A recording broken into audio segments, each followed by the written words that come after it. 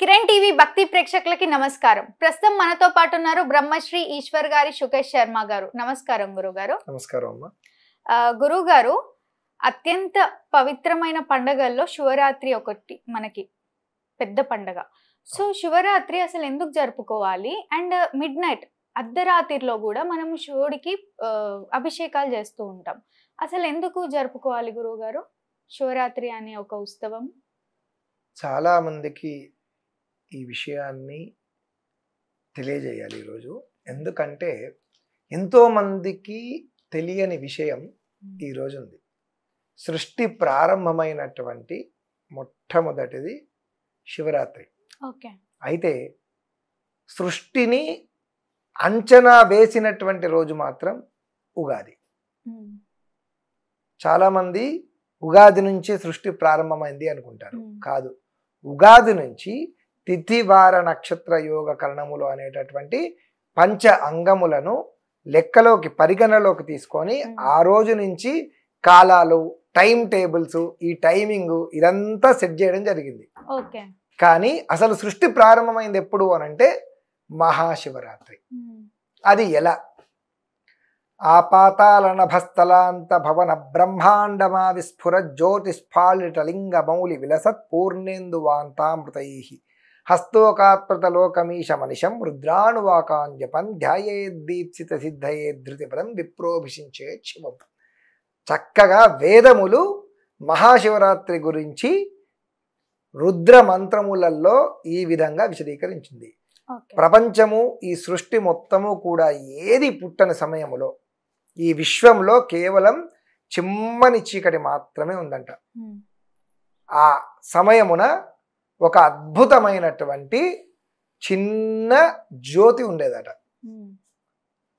చుట్టూ చిమ్మని చీకటి, కానీ ఆ చీకటిలో తనకు తానుగానే వెలిగే ప్రకాశించే ఒక చిన్న జ్యోతి ఉండేదట. ఆ జ్యోతే పరమశివుని యొక్క లింగాకారం. అర్థమైందా? అది ఎలా ఉంది అంటే బ్రహ్మాండ వ్యాప్త దేహ భసిత హిమరుచ భాజమానా భుజంగీ కంఠే కాళా కపర్దా కలిత శశికళాశ్చింద కోదండ హస్తా త్రిక్షా రుద్రాక్షభూషా సులలిత వపువ శాంభవామూర్తి వేదా రుద్రాశ్రీ రుద్రసూక్త ప్రకటతి విభవన ప్రయత్నం సౌఖ్యం. అంటే విశ్వరూపి, విశ్వధారి అయినటువంటి నటరాజమూర్తి ఇలా కాస్మిక్ బాడీతో, విశ్వాలను మొత్తాన్ని ధరించినటువంటి ఒక కాస్మిక్ బాడీతో పరమశివుడు ఇలా నటరాజ భంగిమతో ఉన్నప్పుడు ఆయన హృదయ స్థానంలో అండాకారం, మామూలుగా ఒక గుడ్డును నిలబెడితే ఎలా అయితే ఉంటుందో అలా ఈ అండాకారం లోపల, ఈ అండాకారం రూపంలో ఒక ఆత్మలింగం ఉంది. ఆ ఆత్మలింగమే సాక్షాత్తు లింగోద్భవము, పరమశివుని యొక్క లింగం. అయితే అలా సృష్టి మొత్తం అలానే ఉన్నప్పుడు ఒకానొక సందర్భంలో ఓంకార శబ్దం, ఓం అనేటటువంటి ప్రణవ శబ్దంతో ఆ లింగము రెండు భాగాలుగా డివైడ్ అయింది, రెండు భాగాలుగా విడిపోయింది. అలా విడిపోయినప్పుడు ఓంకార శబ్దంతో విడిపోయిందన్నమాట. విడిపోయినప్పుడు కుడివైపు ఉన్నదంతా కూడా పురుషుడు, ఎడమవైపు ఉన్నదంతా కూడా ప్రకృతిగా మారాయి. ఇవే స్త్రీ పురుష తత్వాలు, ప్రకృతి మరియు పురుషులు. అర్థమైందా? దాని తర్వాత ఈ ప్రకృతి పురుషుల వల్ల ఏర్పడినటువంటిదే సృష్టి.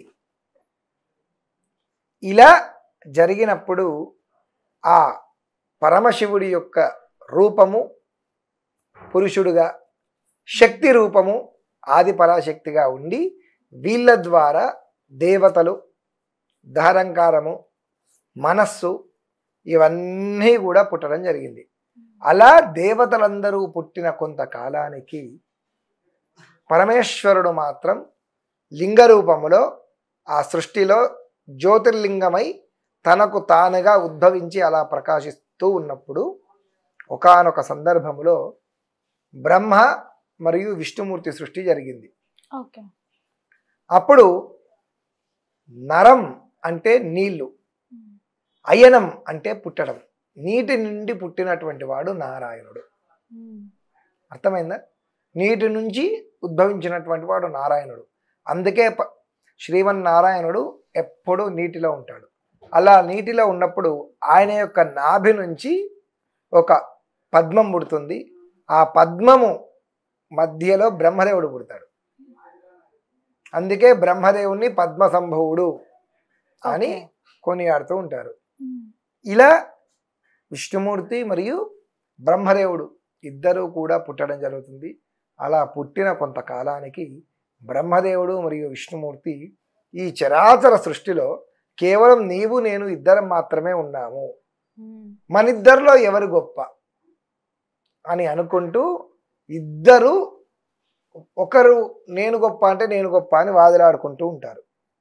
ఆ సమయంలో వాళ్ళిద్దరి మధ్యలో ఒక జ్యోతిర్లింగం ప్రత్యక్షమవుతుంది. పెద్దది ఒక జ్యోతిర్లింగము ప్రత్యక్షమవుతుంది. అలా ప్రత్యక్షమైనప్పుడు ఆకాశవాణి వాళ్ళిద్దరితో ఒక మాట చెప్తుంది. ఏంటి అంటే, మీ ఇద్దరి మధ్యలో ఉన్నటువంటి జ్యోతిర్లింగం ఏదైతే ఉందో దాని మొదలు కింద ఉన్నటువంటి అంతం ఎవరైతే చూస్తారో వాళ్ళు గొప్పవాళ్ళు అని. అప్పుడు బ్రహ్మదేవుడు తన హంసవాహనం పైన చక్కగా శివలింగానికి మొదలు ఏదైతే ఉందో ఆ మొదలు తెలుసుకుందామని పైకి వెళ్తాడు. విష్ణుమూర్తి నేను అంతం తెలుసుకుందాము అని వరాహ రూపధారి అయి భూమి లోపలికి వెళ్తూ ఉంటాడు.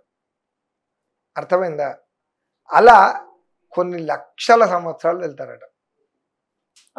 ఎక్కడ కూడా ఆది మధ్యాంతరహితుడు పరమేశ్వరుడు పైన కింద దాని యొక్క ఆది అంతము తెలుసుకోలేకపోతారు. చివరికి బ్రహ్మదేవుడు అలా పైకి వెళ్తూ ఉంటే ఎక్కడి నుంచో ఒక మొగలి పువ్వు అలా కిందికి వస్తుంది. కిందికి వస్తూ ఉంటే ఆ మొగులు పువ్వును బ్రహ్మదేవుడు పట్టుకొని మొగులు పువ్వును అడుగుతాడనమాట. నీవు ఎక్కడి నుంచి వస్తున్నావు అంటే, నేను దీని మొదలు ఏదైతే ఉందో ఆ మొదల దగ్గర ఎప్పుడో ఉన్నట్టుగా నాకు గుర్తు, కానీ అనుకోకుండా అక్కడి నుంచి జారి కిందకి పడ్డా. కింద పడడము గుర్తుంది, కానీ ఎప్పుడు పడ్డానో తెలియదు. అలా వస్తూనే ఉన్నా. కాబట్టి నేను ఎప్పుడు పడడం గుర్తుంది కానీ ఎప్పుడు పడ్డానో నాకు తెలియదు, ఎంత దూరం ఉందో నాకు తెలియదు అని చెప్తాడు. బ్రహ్మదేవుడు అప్పటికే ఆశ్చర్యపోయి, ఎన్ని లక్షల సంవత్సరాలు నేను పైకి వస్తే పైనుంచి వచ్చేది ఇంకా ఎప్పుడు పడతానో ఏంటో అని చెప్పేటప్పటికీ ఆశ్చర్యపోతాడు బ్రహ్మదేవుడు. ఆశ్చర్యపోయి సరే ఏదైతే ఏంటి, నేను మొదలు కనుక్కున్నట్టే నువ్వు పైనుంచి కిందకు వస్తున్నావు కాబట్టి, నీవు పైనుంచి కిందకు వస్తున్నావు కాబట్టి నిన్ను నేను పట్టుకున్నట్టే కాబట్టి మొదలు కనుక్కున్నట్టే లెక్క. నువ్వైతే మొదలు ఉన్నావు కదా, నీవు నాకు సాక్ష్యంగా ఉండు అని చెప్పి ఆ మొగలి రేకును ఏదైతే మొగలి పువ్వు ఉందో ఆ మొగలి పువ్వును బ్రహ్మదేవుడు తీసుకొని కిందికి వస్తాడు. ఇంతలో శ్రీ మహావిష్ణువు ఎంత తవ్వినా కానీ దాని యొక్క అంతం చూడలేక మళ్ళీ పైకి వచ్చి అలసిపోయి అలా నిలుచుంటూ ఉంటాడనమాట. అప్పుడు ఆకాశవాణి వీళ్ళిద్దరితో అడుగుతుంది, ఇప్పుడు చెప్పండి మీరిద్దరూ ఆది మరియు అంతాన్ని కనుగొన్నారా అని. అప్పుడు విష్ణుమూర్తి లేదు, నేను కనుగొనలేకపోయాను కాబట్టి నేను గొప్పవాణ్ణి కాదు, నాకన్నా గొప్పది ఈ జ్యోతిర్లింగమే అని చెప్తుందన్నమాట. నాకన్నా గొప్పది ఇదే అని చెప్తాడు. బ్రహ్మదేవుడు మాత్రం ఒప్పుకోడు. ఒప్పుకోగా బ్రహ్మదేవుడు ఏమని చెప్తాడు అంటే, నేను కనుగొన్నాను, దానికి సాక్ష్యం ఇదిగో నా చేతిలో ఉన్నటువంటి మొగలు పువ్వు, ఈ మొగలు పువ్వే దీనికి సాక్ష్యం. ఇది ఈ యొక్క రూపం ఏదైతే ఉందో ఈ రూపం ఆది నుంచి వచ్చింది కాబట్టి ఆ ఆదిని ఇది చూసింది కాబట్టి దీన్ని నేను కనుగొన్నా కాబట్టి, దీన్ని నేను తీసుకొచ్చుకున్నా కాబట్టి నేను కనుగొన్నాను కాబట్టి నేను గొప్పవాణ్ణి అని చెప్పి సాక్ష్యంగా మొగలు పువ్వు నేను చెప్పింది నిజమేనా, పైన ఉన్నటువంటి అంతాన్ని నేను కనుగొన్నానా లేదా ఆదిని అని చెప్తే, అవును నేను పైనుంచే వస్తున్నాను కాబట్టి నన్ను కనుగొన్నావు కాబట్టి నువ్వు ఆదిని కనుగొన్నట్టే అని చెప్తుంది అనమాట. అప్పుడు విష్ణుమూర్తి సంతోషించి నీవే గొప్ప అని బ్రహ్మదేవునికి నమస్కారం చేస్తాడు. ఆ సమయన అప్పటి వరకు ఉన్నటువంటి లింగము కాస్త మహాజ్వాలాలింగంగా పెద్దగా అగ్ని జ్వాలలతోని లింగం వెలుగుతూ ఉంటుంది. ఆ లింగం మధ్యలో పరమేశ్వరుడు ప్రత్యక్షమయ్యి బ్రహ్మదేవుడు చేసినటువంటి తప్పుకు ఆయన యొక్క పైన ఉన్నటువంటి తలకాయ ఏదైతే ఉందో అహంకారంతో నిండినటువంటి శిరస్సును ఖండిస్తాడు. ఖండించి అప్పుడు చెప్తాడన్నమాట, ఏమని అనంటే నీవు అబద్ధం ఆడావు అని బ్రహ్మదేవునికి చెబుతూ విష్ణుమూర్తి యొక్క సంస్కారానికి విష్ణుమూర్తిని స్థితిపాలకునిగా చేస్తూ ఈ మొగులి పువ్వుకు శపిస్తాడు. ఏమని అంటే ఆ రోజు నుంచి నీవు శివ పూజకు అర్హురాలివి కాదు, ఈ రోజు నుంచి నిన్నెవ్వరూ కూడా శివుని యొక్క పూజకు పెట్టరు అని శ్రీ మహావిష్ణువుని స్థితికారునిగా చేస్తాడు. పరమేశ్వరుణ్ణి మరియు పరమేశ్వరుడు ఈ మొగలి పువ్వుకి శాపం పెడతాడు. బ్రహ్మదేవునికి పూజలు అనేవే ఉండవు అని శపించడం జరుగుతుంది. అలానే బ్రహ్మదేవుణ్ణి సృష్టికర్తగా నియమిస్తాడు. తన యొక్క అహంకారాన్ని తొలగిస్తాడు. తొలగించాక అప్పుడు బ్రహ్మ మరియు విష్ణుమూర్తి ఇద్దరూ కూడా పరమేశ్వరునికి మొట్టమొదటిసారి అభిషేకం చేస్తారనమాట. ఆ అభిషేకం చేసినప్పుడు పరమేశ్వరుడు సృష్టికర్తకు బ్రహ్మకు మరియు విష్ణుమూర్తికి ఆ రోజు ఒక ప్రమాణం చేస్తాడు. ఏంటి అంటే ఈరోజు పరమ పవిత్రమైనటువంటి శివరాత్రి రోజు నేను మహాలింగంగా రాత్రిపూట 12 గంటలకు ఆవిర్భావం చెందాను కాబట్టి ఈరోజు ఈ పర్వదినమైనటువంటి శివరాత్రి రోజున ఎవరైతే ఉపవాసం ఉంటారో, ఎవరైతే జాగరణ చేస్తారో, ఎవరైతే శివ కథలను వింటారో, ఎవరైతే శివుడికి రుద్రాభిషేకము జప తప హోమ తర్పణాదులు యజ్ఞయాగాది క్రతువులు రుద్రానికి సంబంధించినటువంటివి శివునికి సంబంధించినటువంటివి చేస్తారో వాళ్లకు భుక్తిని వైరాగ్యాన్ని భోగములను మోక్షములను అన్నిటినీ నేను ప్రసాదిస్తాను.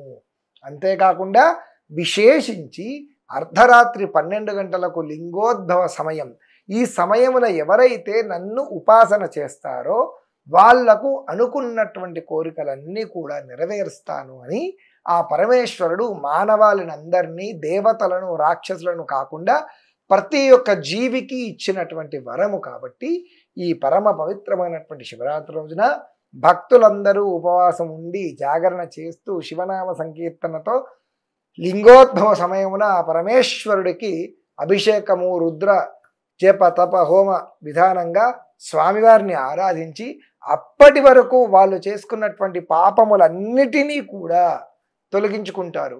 జన్మకు ఒక్క శివరాత్రి చాలు, 36 శివరాత్రులు చేయవలసిన అవసరమే లేదు. జన్మకు ఒక శివరాత్రి, ఒక్క శివరాత్రి రోజున ఇలా జీవితంలో ఏ ఒక్క రోజు చేసినా కానీ ఏ ఒక్క శివరాత్రి చేసినా కానీ వాళ్లకు మోక్షము తప్పనిసరి అని పరమేశ్వరుడు ఇచ్చినటువంటి వాగ్దానం. ఓకే.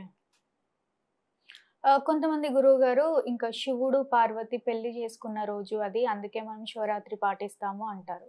శివరాత్రి రోజున శివ కళ్యాణం జరగలేదమ్మా. శివ కళ్యాణం జరిగింది ఫాల్గుణ మాసంలో. శివరాత్రి వచ్చేసి మాఘమాసము, శివ కళ్యాణం జరిగింది ఫాల్గుణ మాసము మరియు వైశాఖ మాసంలో కూడా చెప్తారు. ఎందుకంటే దాక్షాయిని దేవి అంతకుముందు అంటే దక్ష ప్రజాపతి కుమార్తెగా ఉన్నప్పుడు ఒక కళ్యాణము, హిమవంతుని కుమార్తెగా ఉన్నప్పుడు ఒక కళ్యాణము, అలా 2 రకాల కళ్యాణాలు ఉన్నాయి. కాబట్టి ఆ 2 రకాల కళ్యాణాలకు సంబంధించినటువంటిది శాస్త్రంలో చెప్పారు. మహాశివరాత్రి రోజున శివపార్వతుల యొక్క కళ్యాణం జరగలేదు. ఓకే, తప్పకుండా గురువుగారు. ఎంతో మంచి విషయం తెలిపినందుకు ధన్యవాదాలు గురువుగారు. నమస్కారం. చూసారు కదా, మీకు ఎలాంటి డౌట్స్ ఉన్నా కూడా వీడియోలో స్క్రోల్ అవుతున్న నెంబర్ని సంప్రదించండి. డైరెక్ట్ గురువు గారే మీతో మాట్లాడతారు.